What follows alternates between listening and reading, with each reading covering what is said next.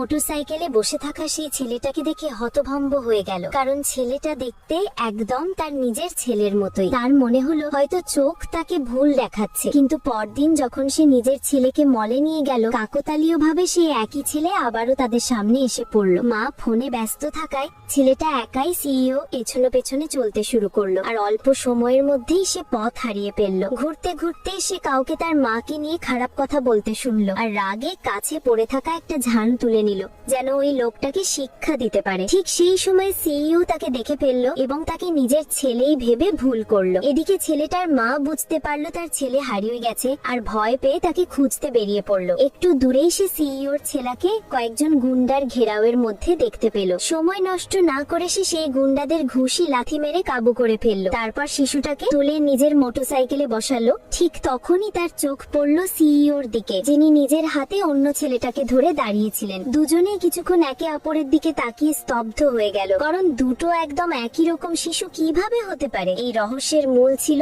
5 বছর আগের এক দুর্ঘটনা। সেই দুর্ঘটনায় ওই নারীর স্মৃতিশক্তি চলে গিয়েছিল এবং তার মানসিক অবস্থা 5 বছরের বাচ্চার মতো হয়ে গিয়েছিল। সিইও দাদি তাকে বাড়িতে নিয়ে এসেছিলেন এবং সিইও কে জোর করে তার সঙ্গে বিয়ে করিয়েছিলেন। 10 মাস পর দাদির মৃত্যু হয়। সিইও সবসময় ভাবতো সেই নারী তার যোগ্য নয়, আর সে তখনও থামেনি যখন নারী 8 মাসের গর্ভবতী ছিল। সে ধোঁকা দিয়ে তার কাছ থেকে ডিভোর্সের কাগজে সই করিয়ে নেয় আর তাকে বিদেশে পাঠিয়ে দেয়। কিন্তু সফরের মাঝপথে এক ভয়ঙ্কর দুর্ঘটনা ঘটে। ধাক্কা এতটাই জোরালো ছিল যে তার হারানো স্মৃতি ফিরে আসে, আর সে বুঝতে পারে সে কে ছিল এবং তার সঙ্গে কি ঘটেছিল। স্মৃতি ফিরতেই হঠাৎ তার তীব্র প্রসব যন্ত্রণা শুরু হয় এবং সে তৎক্ষণাৎ নিজের বাবাকে ফোন করে। সেই রাতে টানা ভারী বৃষ্টির মধ্যে তারা যমজ ছেলের জন্ম দেয়, কিন্তু তার বাবা পৌঁছানোর আগেই একটি বাচ্চা মারা যায়। মেয়েকে আরো কষ্ট না দিতে বাবা জীবিত শিশুটাকে নিয়ে চলে যান এবং তার কাছ থেকে সত্যটা লুকিয়ে রাখেন। তাদের চলে যাওয়ার পর সিইও সেখানে পৌঁছায় এবং সেখানে পড়ে থাকা এখনো উষ্ণ শিশুটাকে দেখে তাকে নিজের সঙ্গে নিয়ে যায়। 5 বছর পরে সেই নারী নিজের ছেলেকে নিয়ে ফিরে আসে।